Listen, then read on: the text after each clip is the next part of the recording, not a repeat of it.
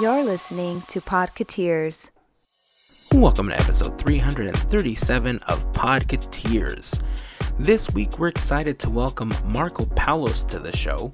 Marco is the co-founder of Phat Cat Swinger, Hollywood's little big band, which many of you may have had the opportunity to listen to while at Disneyland or at Disney California Adventure. They've played the Saturday night shows in the Princess Fantasy Fair, they've played in the Festival of Holidays.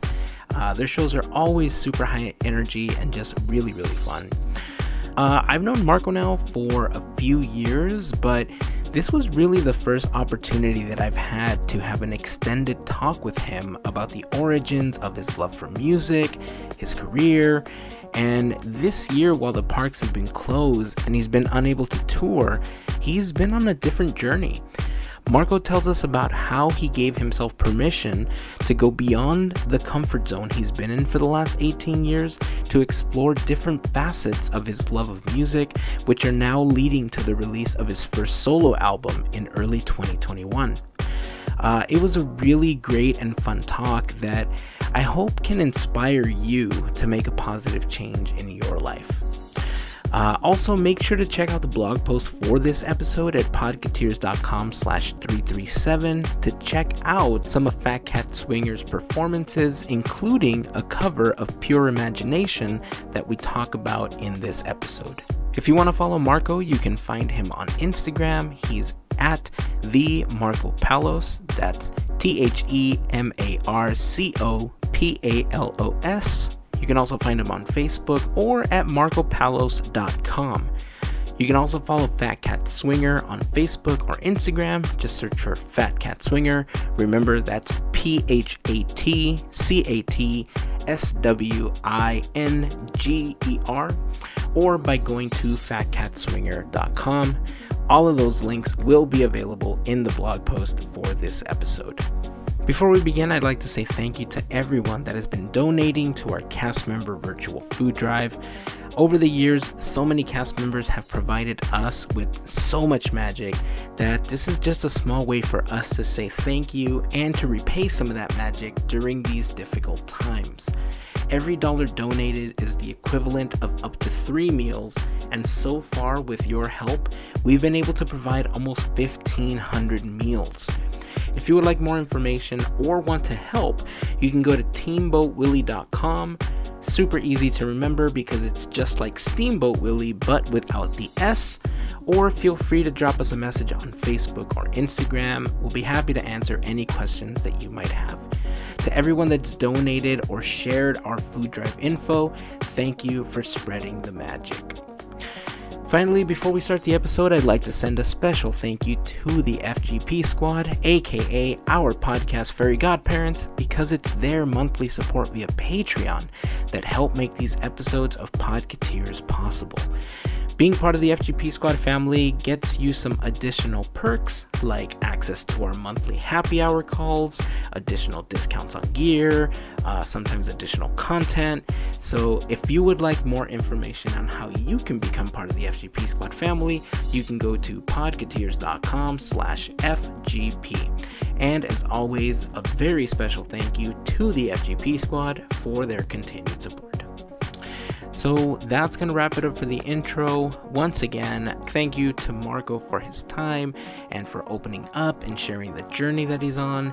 Thank you all for listening. Here is episode 337 of Podketeers.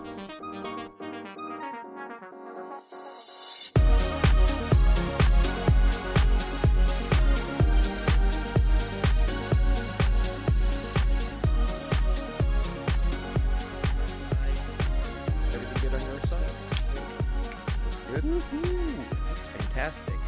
All right, well, I'm super excited about today's episode because you may know our guest as the front man for Phat Cat Swinger, who's the little big band with a West Coast sound that brings a style, class, and charisma and the explosive energy to the stage. That explosive energy comes primarily from Marco Palos, who's joining us today. Marco, Welcome to the podcast, man. It's wonderful to have you. Hey, thank you so much for having me. It's wonderful to be here tonight. Man, I'm so excited to talk to you because the Phat Cat Swinger Christmas album that you guys put out, the From All of Us to All of You, it's in my Christmas rotation, man. I love it. Yes. There are times where you've seen me out there with my gimbal recording your performances.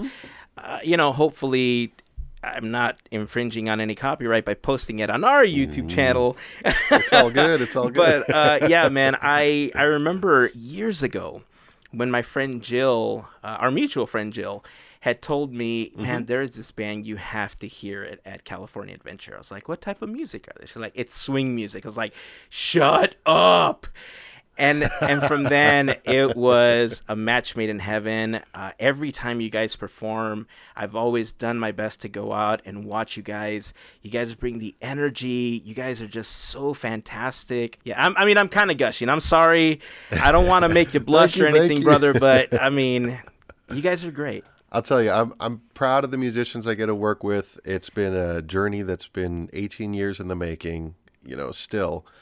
And it is because we find musicians who believe in what the vision that I've believed in, and they see it, they hear the music, and when they witness it, and they're in the moment, and they're like, okay, because you'll get sometimes most musicians are trained to read music and basically be super precise about a lot of things.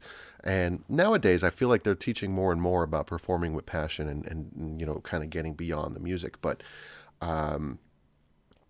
we have found a great group of musicians, and those are the guys and gals who bring it to life on stage, visually, with the nice suits and everything. And that's one of those things, when we have a budget, we try to buy at least an outfit or two for everybody.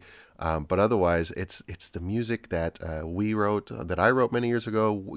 Some of the other guys have written, Sean O'Kelly has arranged, and all of that come together with everybody's belief in what we're doing and seeing it happen. And what the end result is what continues to bring that to life and makes it fresh every time. And that is one thing that I've appreciated about watching you, that every time I've seen your sets, and primarily because every time we've seen you perform, you're doing it at the Festival of Holidays. So I'm assuming that Disney primarily wants you to do certain songs, and it's a good half-hour show. One thing that I've realized is that each one is slightly different than the last, because you pick up on the energy of the audience and you feel them out, and you seem to punctuate certain parts of songs at different places to get them to get on board with you. Yeah. And I've always appreciated that about how you guys perform, that it always feels fresh, even though I almost know your exact set every single time. Yeah, I tell you, like, it always starts in the rehearsal process. And the rehearsal process is very, very, hey guys, at the very, very minimum, know the show exactly as it's supposed to go.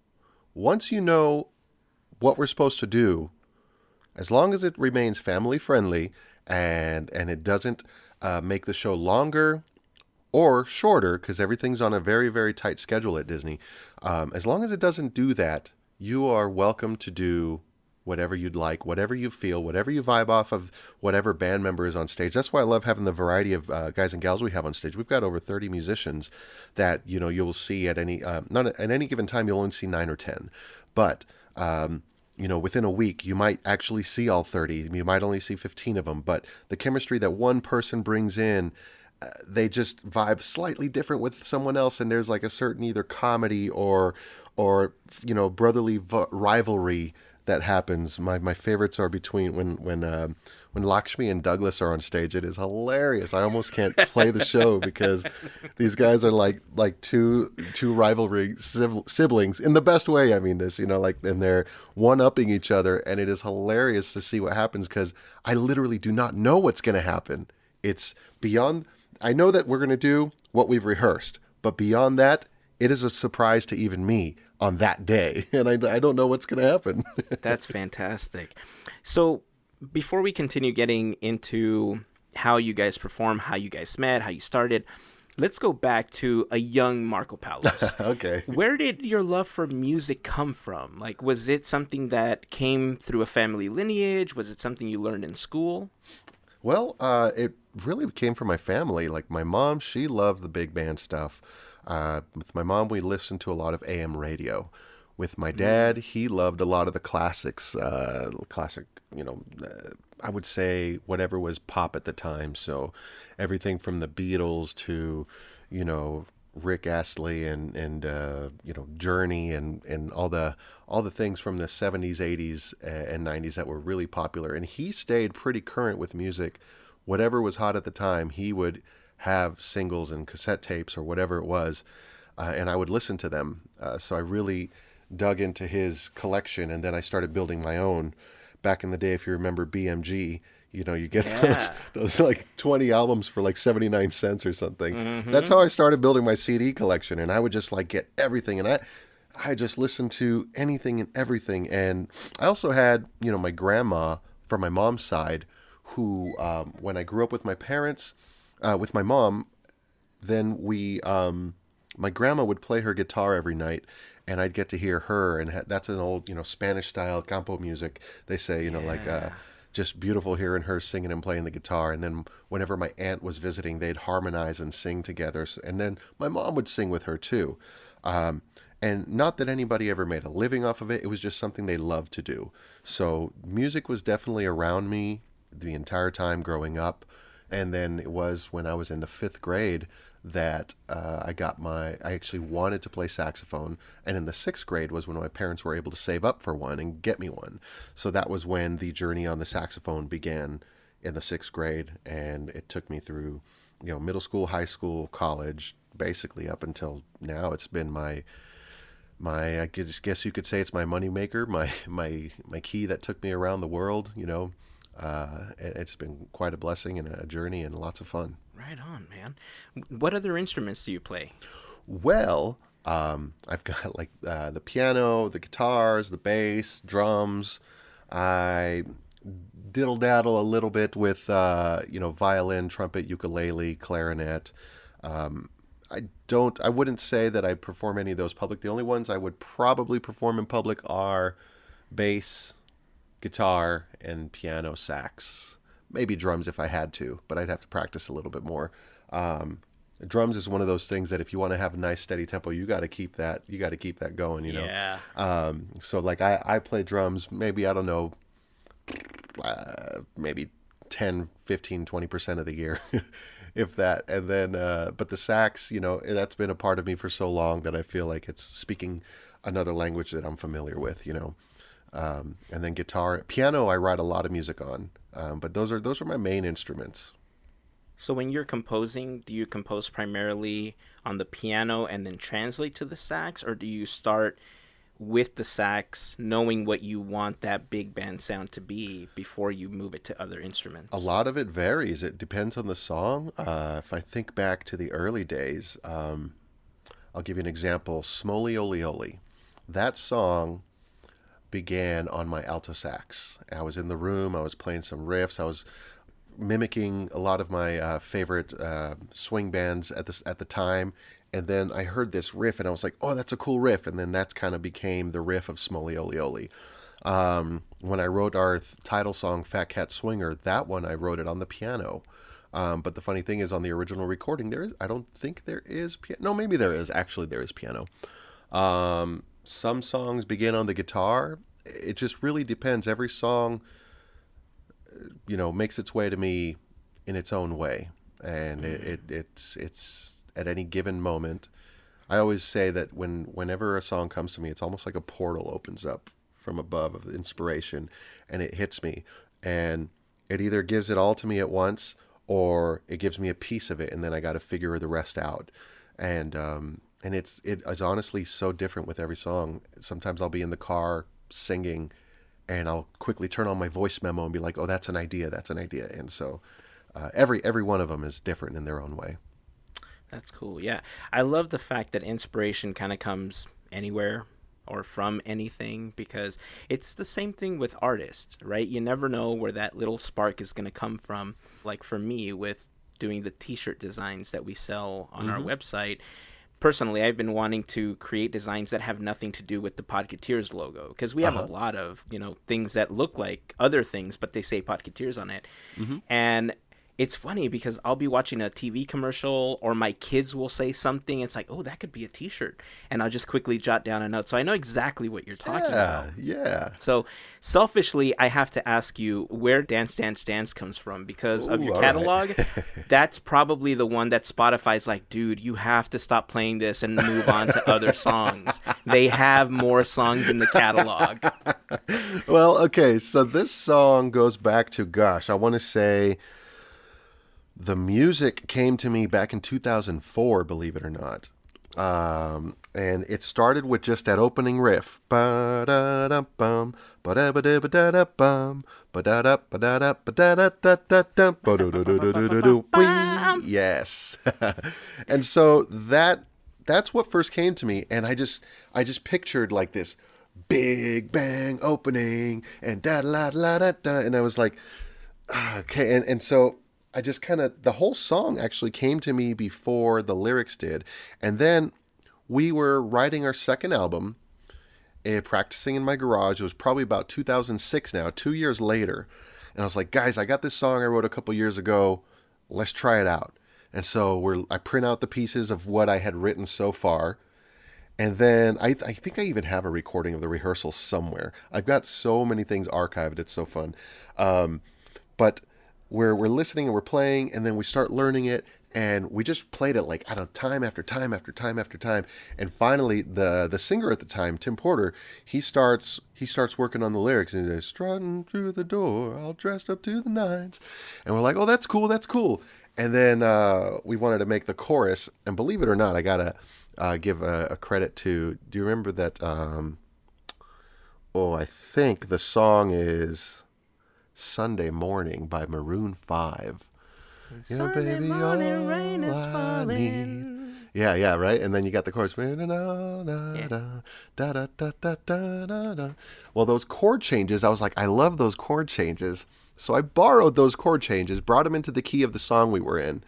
And I was like, okay, cool. Everybody borrows from inspiration, And so then we turned it into it. And then suddenly one of the guys was like, oh, we could play this over it. And then we're like, oh, that kind of sounds like Fly Me to the Moon. And we're like, okay, let's change it just a little bit. Because, ours goes dun, dun, dun, dun, dun, dun, dun. And theirs goes dun, dun, dun, dun, dun, dun, dun. If you know that reference, Vanilla Ice and David Bowie there. But we're like, okay, if it's just different enough, it's still classic. It still fits the song that we're doing. And gosh darn it, that's how the song was born back then. We just it started with this idea that I kind of wrote out on the computer, and then we borrowed from Maroon 5, then we borrowed from, Frank Sinatra and, all these people. And we're like, that is what makes our song what it is. It's the inspirations of what we have. And I could actually probably I could probably go down our list of songs and say, yeah, that was influenced by this, that was influenced by that. Because everything is, like for Swing, our first album and our second album, everything was like, I want to write something kind of like this, but I want to make it our own. And I want to, have the essence of Big Bad Voodoo Daddy, but not be Big Bad Voodoo Daddy. I want to have the essence of the Brian Setzer Orchestra, but not be the Setzer Orchestra. I want to have the essence of all the greats, Bobby Darin, Frank Sinatra, Cab Calloway, and so on, but not be them. And that is how we developed our sound. And that's kind of the same way that I developed my saxophone playing as well. I took from my favorite things from my favorite players, and then I just kind of made it all into this melting pot of what became the way that Marco on sax plays. That's awesome. I love that, because I've done similar things with things that I do in my life, right? Like the podcast, for instance. I've taken elements of other podcasts that I've enjoyed during the years, and I've integrated those elements to build out how we podcast, what it sounds like, the structure, and it's evolved over time. It's nothing like it was episode 1, and now 330 plus episodes in, it's vastly different than when we started. Oh, yeah. But before, like when I would do Magic, for instance, I'm a huge Magic nerd. I love card Magic, and there's always those rules, right? Like you were talking about earlier, that you learn it the way that it's supposed to be, but then you put Right. your own flavor on it. It's how you Exactly. present it that really makes it yours. And that's the beauty of art. Like all art is anything, whether it's your t-shirts or your podcast or our music or our songs, you see it and hear it a certain way, and only you can present it that way. So that is the beauty of it. And we can do covers all day long, and that's fine. But you might add your own flair to a cover, which is one of the things I love about Phat Hmm. Cat Swinger cover songs, is that we add our own flair to the way that we want to do a Frank Sinatra song or a Frankie Valli song or anything else. And that is what makes it unique. And I think we should all be encouraged to do that and know that that's eventually how you find your own sound. Yeah. And it definitely comes through with how you perform, because I remember the first time I heard you guys perform Pure Imagination, I felt like I was in the 1930s in some club, just deep inside of a theater somewhere listening to this. And I felt like it was just being performed for 5 to 10 people, but there was like 50, 60 people there crowded up in front of you. And it Yeah. was just such a magical experience listening to you, and then watching everyone around us just like almost entranced, because it's such a Yeah. beautiful song to begin with, but that crooner style that you put to it just took it to a different level. And again, it's just really what I love about how you guys perform. Thank you. I got to give credit to our guy Curtis Perry, our last singer. He was the one who made the arrangement for that, and it was at a Disney meeting. We were having a creative meeting on how to create the Christmas show, and we're like, what are you guys going to do to make your Christmas show just a little different? Can you include some not Christmas songs, but that they feel within the Christmas spirit? And we're like, yeah, actually, there's a couple songs we have in mind. And Pure Imagination has been one that we wanted to do. Sean O'Kelly wanted to do the arrangement, and he's like, he has had this like vision for, I don't know, 6-8 months already, and he's like, it's on the to do list. It's not done yet. And then Curtis is like, guys, can I please do this one? I got a great idea for it. Can I do it? And we're like, all right, okay, cool. Make it work. It's going to be in this part of the show. And so then he came back, and we were like, okay, this is cool. And we made a couple edits, because we also, when you're performing at Disney, you got to keep in mind, the show's got to keep moving and keep everybody there and present and connected. So we kind of like shortened it just by, like, I don't know, 30 seconds to a minute, and suddenly it became what everybody hears now today when we perform Yeah. it. And that magic came there. And I still, even once in a while, will get the chills on my arms, tears in my eyes when that moment happens in the show, because we that's that moment that we connect. It's like, this isn't a Christmas song, and it isn't a Disney song, but we found a way to tie in the imagination side of it to Disney and being there. And it's once you hear the glockenspiel, bing, boom, boom, and it's like, oh, and then everyone is like, my favorite thing is when you just hear in the audience, it's like, and people realize what it is. And sometimes they don't realize it happens at different times. Some people recognize it as soon as the glockenspiel. Other people recognize it, come with me and you'll be. And it's like, oh, and it's like everyone. And then you see tears, you see just happiness, you see people coming together. It's beautiful, man. Yeah, it's definitely one of my favorite things that you perform. If you haven't seen the performance, we have a video of it on our YouTube channel. Go to the blog post for this episode, podketeers.com/337, and I'll embed the video there for you to watch it. It's a fantastic performance piece. It's just so emotional when you watch it. You have to watch it to believe it. When you're performing and you're putting these shows together, first of all, does Disney ever do you have trouble bringing in a song that's non-Disney, such as Pure Imagination, or outside of songs not having bad language in it? What type of restrictions do you have when you're putting a show like that together? I don't know what it's like for other bands, but we have not had any trouble bringing in any song that we want. At the beginning before every festival ever begins, you go through the contracting process, and during that process, you have to submit your set list, and then it goes through the legal team. Once the legal team approves it, anything on that list can be performed. So from original songs to cover songs, the catch is it has to be registered with some sort of performing rights organization, PRO. So like ASCAP or BMI, CSAC, any of those. As long as it is registered and they can pay the royalties to whoever wrote or published that song, because every music venue, believe it or not, should be paying licensing to. There's supposed to be some sort of fee that they pay if there are any cover bands or original bands, unless they only play original bands. But every venue is supposed to do that, and Disney, of course, does that. So the beauty is, when we're performing our own original songs, we're actually getting paid to perform it. Now, it's not a lot of money, but it adds up the more that you perform there. So any given year, you could see a few $100s, for the performances you did just for performing your own original songs for a festival. And that's pretty cool, I think. But so really, we haven't had any restrictions. And it's always a question because they're like, well, can you do the Grinch? Because that's isn't that universal? And then it's like, well, yes, you can, because it is a cover song. It is, as long as it's registered with it's the same thing as covering a song.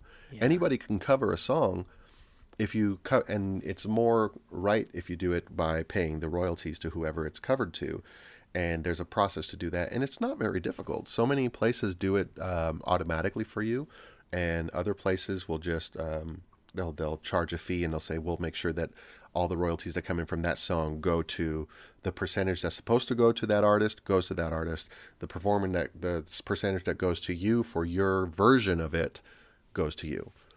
And yeah, so we actually have not had any trouble performing any of those songs there. Tell me a little bit about the psychology that goes into building a set list, whether it's for Disney or whether it's at a theater when you're touring. What is that process like for you? Ooh, let me tell you. So this is probably, it has been one of the most back and forth things for years. I would say I made the set lists up until maybe 2-ish years, 3 years that Sean O'Kelly was in the band. And I would sit down, and my goal is I call the Powerhouse 3 is always our opener. Powerhouse 3 is like, what are we going to just, bam, make a statement with?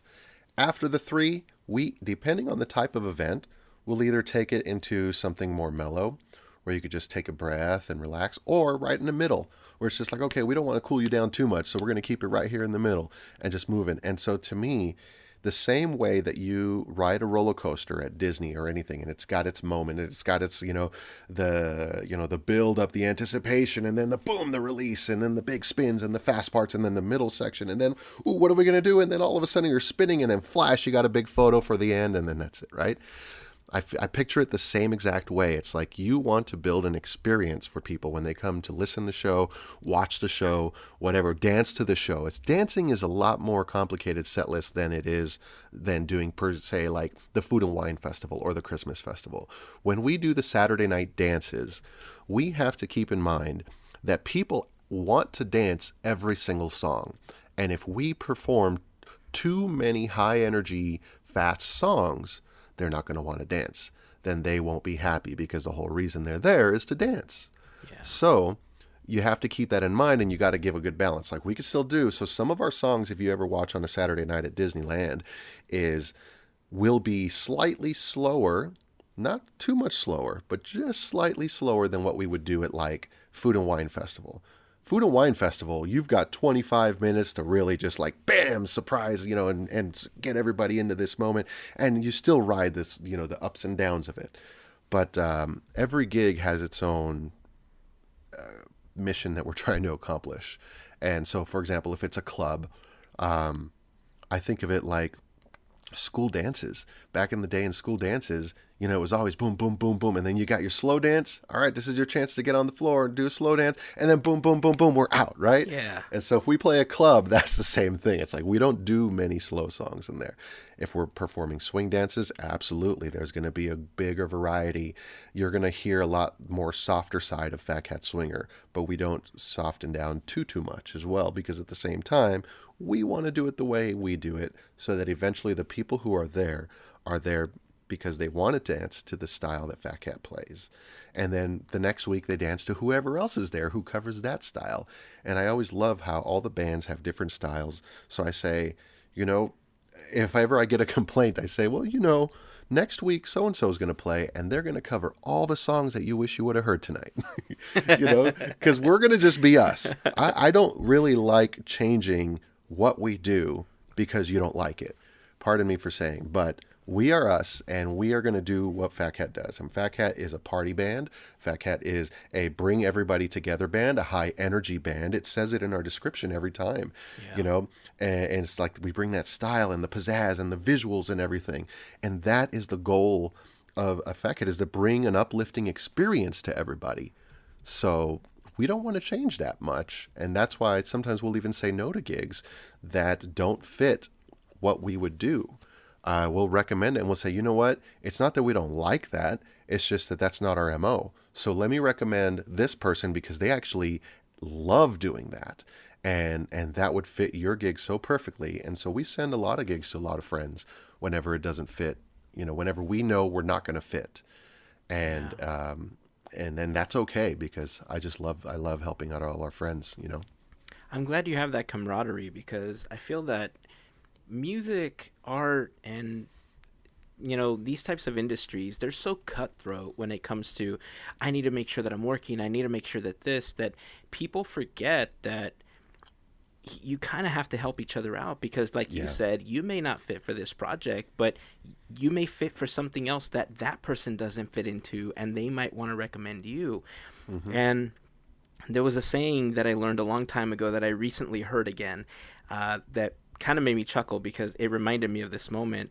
It's, I think, God, what is that saying? It's like the necks that you step on the way to the top are connected to the rear ends that you kiss on the way back down or something like that. I'm paraphrasing. I don't remember it exactly, but you understand what I'm talking about. I get it. And I kind of feel like that's the case here, right? You have to help each other out and you have to build that camaraderie so that you can build yourself together. Right. There doesn't need to be a competition. There's enough work for everybody. And only if you have that mentality of scarcity, it's like, are you going to feel and see that? But if you open your eyes and look around, there's work. There is an opportunity. There is a place for everybody. You might have to work a little harder to find your place sometimes. Yeah. And it's really opened up when you think about how things like YouTube or TikTok or Instagram has really opened the doors for new artists to really be seen. That's something that was so difficult for others to do in years past that, I mean, how do you think it would be different for you, for Phat Cat and the projects that you work on if all of that technology was available to you before? Ooh, gosh. Well, I'll tell you, the first demo that Phat Cat ever made, we did it with one of those big, fat, old, computers, the big, bulky ones, and it was, I don't know, less than 100 megabytes of space. And we recorded the first demo on that, and it was enough. It was enough to get us to the next level because it was that single. Though it was three or five songs that we did, and it's a terrible recording. But I love it though because of how terrible it is. And what I did was I took that demo so proudly, and I took it to the guys of Big Bad Voodoo Daddy, and I said, "Let me show you this. This is what we're doing." And they're like, "Wow, this has got some potential. It reminds me of so and so and this and that." They're like, "Look, if you guys make a CD, then we will let you open for us." And I was like, done. Whoa. And there was my mission. I was like, guys, we have an opportunity. We need to make a CD. It needs to be professional. So it's like, even with just the little bit that we had, we made it work. And it was like, and that's why I think like today, I can't believe it. Like just the amount of technology we have, you can even record just something on your phone, whether be it GarageBand or voice memo, and it can be of decent quality. And I have heard people, even like, Phineas who produces with Billie Eilish, their brother-sister. Yeah. He incorporates actual voice memos that he has recorded into some of the songs that he does. And he does it all on Logic. And it's like, these are now free programs. I think it's amazing. I think there's like limitless opportunities, and if you have a phone, you don't have an excuse Yeah. to not be trying to make something, because it's your print shop, your Photoshop, everything. It's just your drive and your creativity and your willingness to go through and figure it out and make it look as professional as you can at that time. And whatever that is, that's okay, because that represents you at that phase in life. If you keep it up, it'll get better.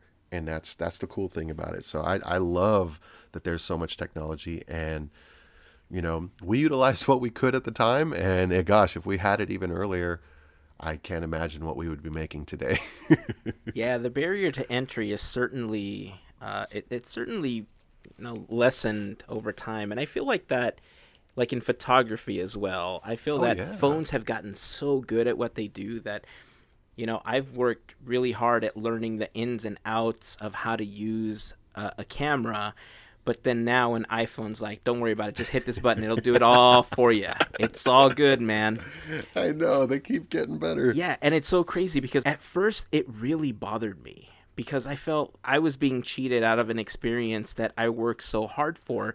And then I started kind of checking myself and thinking, well, this is just a challenge because I don't want to be the guy that just hits a button. I still want to have some artistic value to the things that I do. Now it's just become a challenge to make sure that what I'm shooting looks better than the stuff that's taking one shot to do. Now, some people might look at that or hear that and think, well, you're dumb because you're working 3 times more than other people. But in any craft, it's not about the work. It's about the passion that you're putting in behind it. Like with you, I feel that music, like you're talking about how your grandmother would play the guitar and your aunt would harmonize with her. I feel that music for a lot of people becomes this spiritual experience where it just transcends you onto different planes of life. And I want to talk a little bit about your upcoming project shortly because I feel like that's part of what's happening with you. Describe how music does that to you and how it's been influencing what you're doing throughout the pandemic. Well, gosh, as I mentioned before, growing up, I was exposed to a lot of popular music through my dad. The the really old vintage stuff through my mom, and then the stuff I probably never would have heard without hearing my grandma. So there's just variety of influence that has been around me my entire life. And then not to mention the stuff that I liked growing up and that my friends liked and they introduced me to. So as the pandemic came, before it, I was actually, believe it or not, in the Caribbean on a cruise. Of all places to be, on a cruise was my last gig, and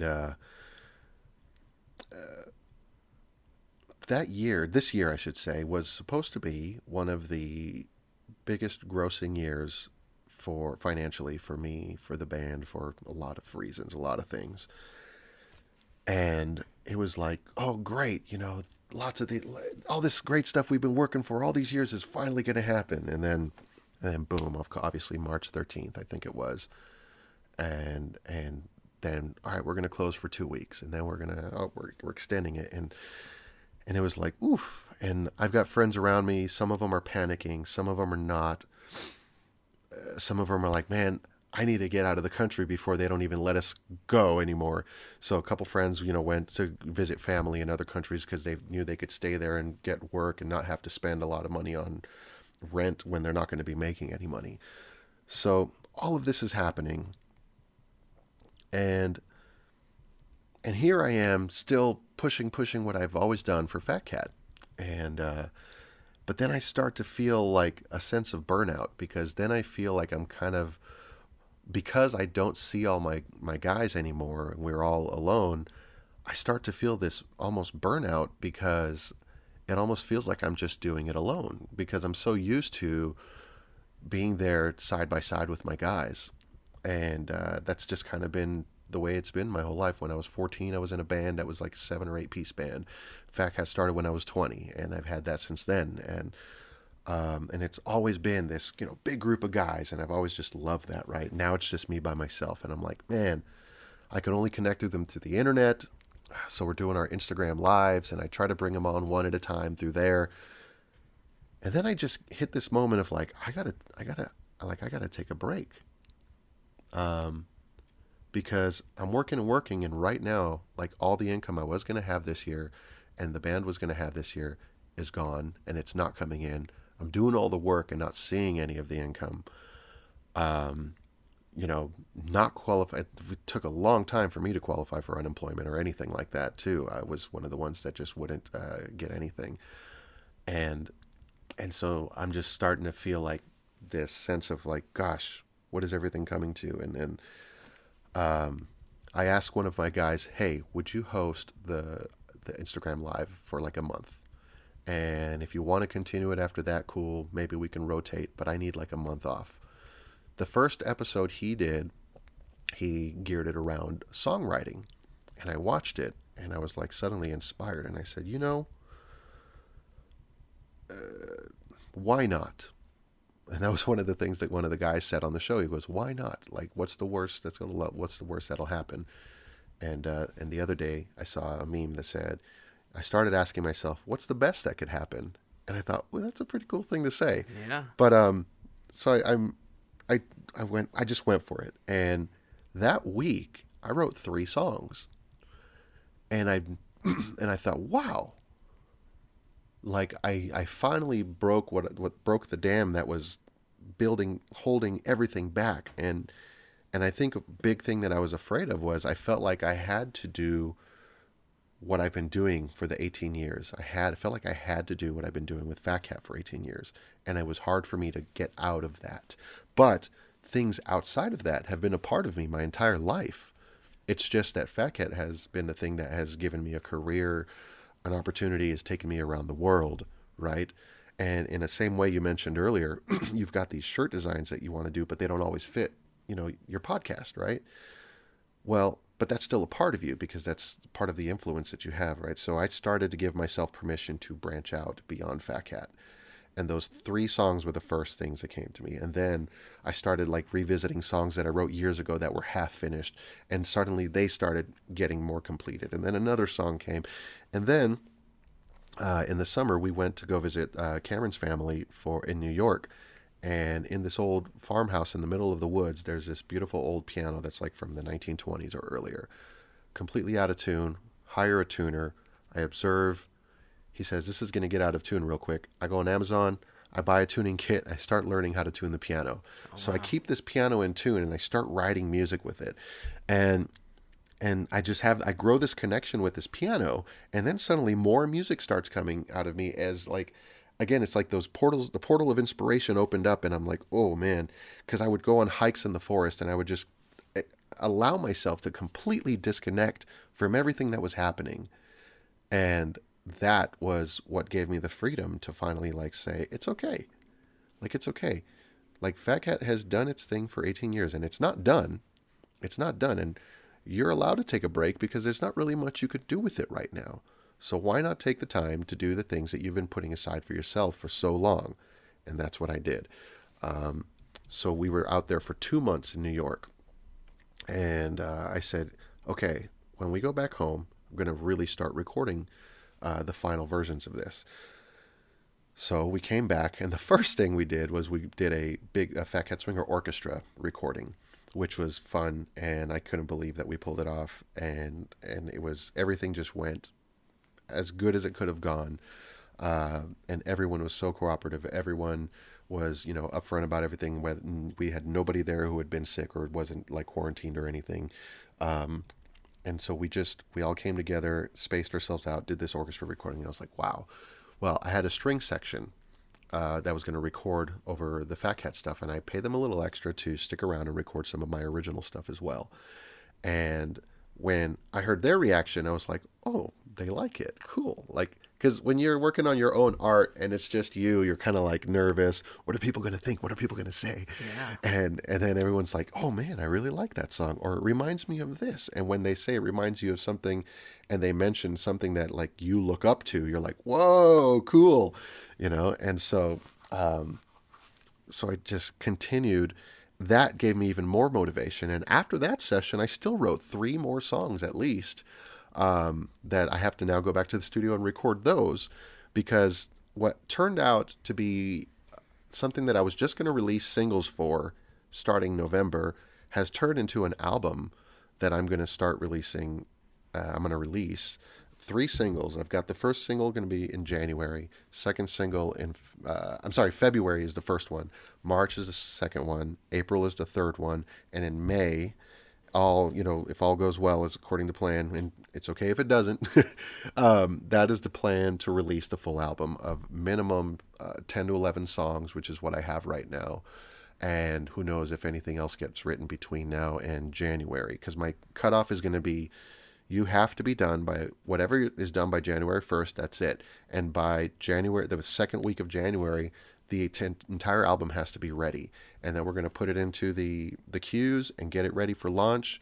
And I actually am going to try and record it on vinyl as well. Get it on vinyl, because I feel like I want it to be, again, the same way I think of a set list. I want this to be an experience. When you're going to listen to it, there's going to be an experience that takes you from beginning to end, and they are slightly connected. It's not like back in the day in prog rock when you'd have a song that would literally go into the next. However, there is some sort of connection between all the songs somewhere, either in the lyrics or in a melody or a thing or a riff or something that takes you. And I allowed myself to really open up and be vulnerable about writing for experiences that I've gone through in life, be it, things that I've experienced before I ever started Phat Cat, while I was in Phat Cat, after.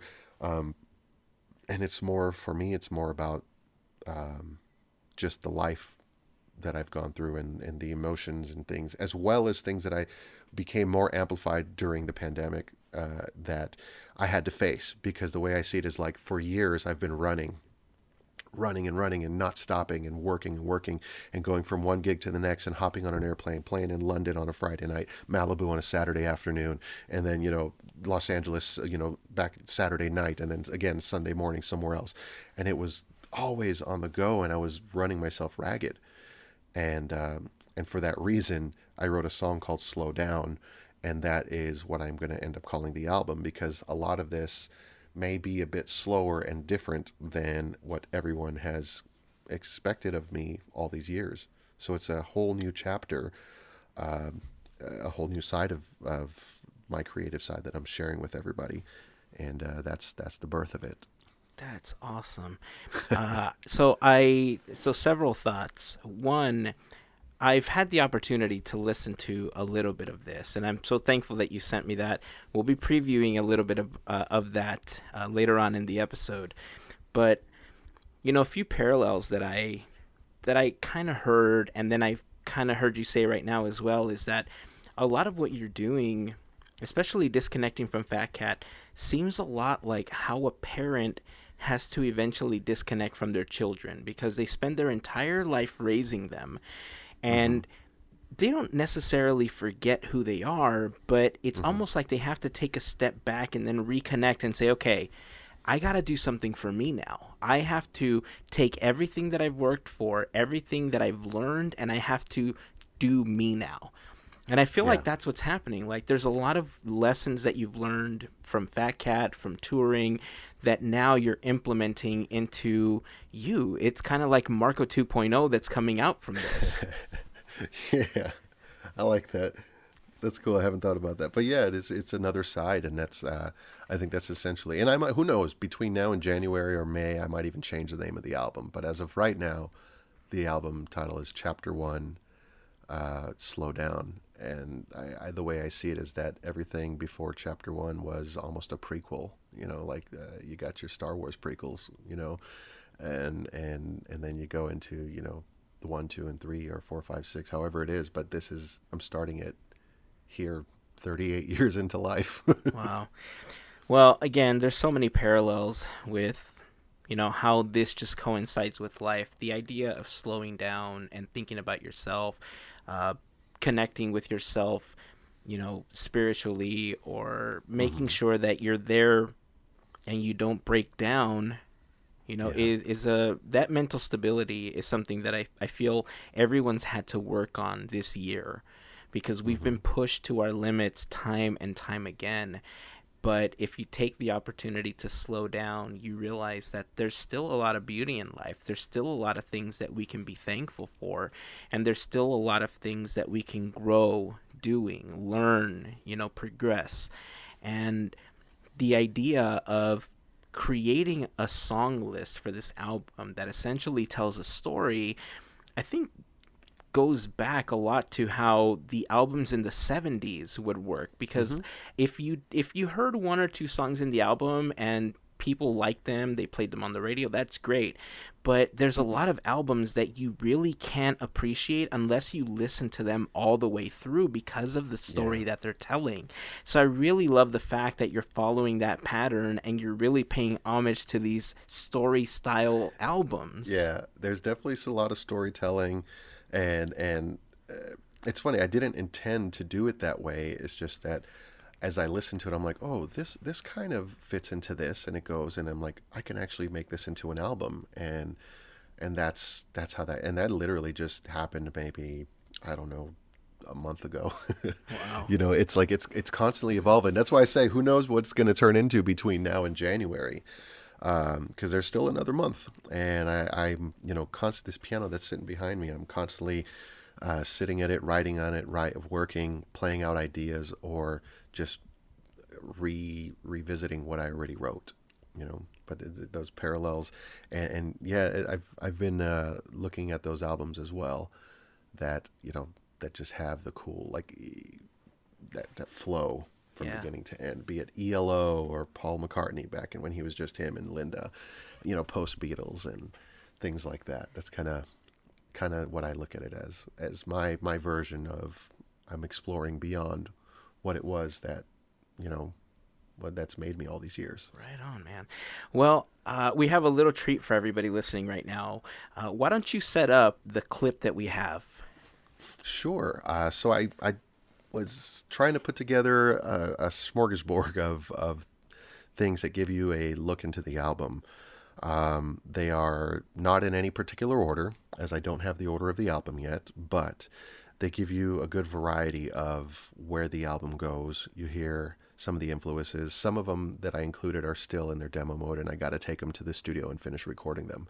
But all this stuff I've recorded either here at home, or I took somebody into the studio and, we had them record. Like Anthony recorded the drums on most everything you'll hear.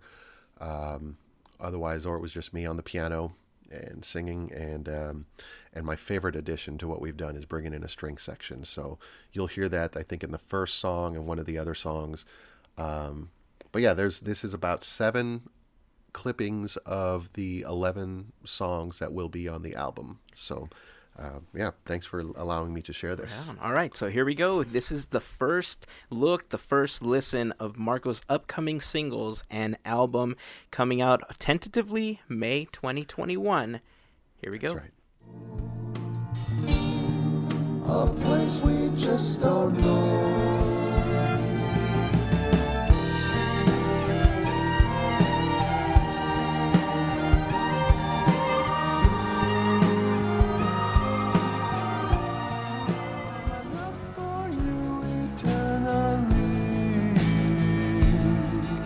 The love of my life started fading in front of me.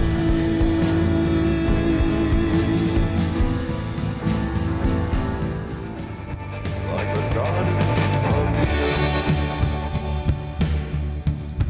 I was Adam, you were Eve. All that we needed. You my queen, I your king. And let me carry your weight. Your world feels heavy, but it'll be okay. Trust in time and the sun.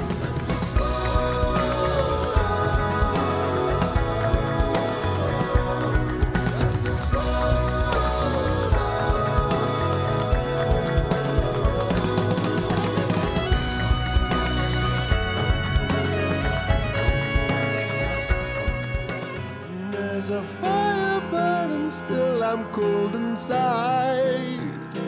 I've been drowning in fear, I'm growing numb with every headline. Time will show if I was wrong or right. So please don't judge me when I stand. The world is screaming for a change. And even if 1,000,000 to 1 time passes by, leaving holes in my soul. It's the lessons in life meant to build you up. One by one, love that is vanished. Now we're falling again. We're falling again, and it's clear. Through the storms we may fall, but we can rise, still hanging on. We're falling again. We're falling again, still we're here. It's our perfect imperfection. Please hang on with me. Woo! I'm loving this, man. You know, Thank you. throughout every one of those songs, I do feel that there's influence from a lot of artists spanning all the way back to the 50s. There's a little bit of that crooner sound from the 20s and 30s, but there's a lot of this like pop rock that's happening from like the 80s, 90s, and early 2000s. There's a lot of the Replacements in there. There's some Beatles in there, Bryan Adams. Like, I feel it's coming from so many places. Absolutely, it really is, and like I said, even at the earliest part of the show was, developing the Phat Cat sound or my own sound on sax. It all comes from borrowing from everything that I've grown up listening to my entire life. So this music, I don't even want to say that, because honestly, none of the songs, it's not like I actually, with these songs, what I like about it is I didn't try to write anything for the sake of writing because I wanted to sound like so-and-so. I actually just wanted to write something, and it turned into what it is. And so I feel like subconsciously everything became those sounds that you hear. But it certainly, I would say, it wasn't born of the idea of like, oh, I want this song to sound like, David Bowie or Ryan Adams or anybody. It was like I just wanted to do this. And then after I wrote it, I was like, oh, it kind of feels like that. Maybe I should change it just a little bit. And so I would do that just a little bit, but then I stopped doubting myself and I was like, just let it be. And whatever it is, it's going to be. And people like it or they don't. And you just make it honest and do you. And that's my goal with this and getting it out. It's just letting it be me and all the pieces of me, as that one song that is actually titled Pieces of Me. And this is all the pieces of me coming together to introduce to you Marco Palos. That is fantastic. I think that's a really great way for us to end this episode, because it's a really great introduction to you. It's a really great introduction to not just the music that you've made in the past, but the music that's coming up. As you begin to find yourself more and more.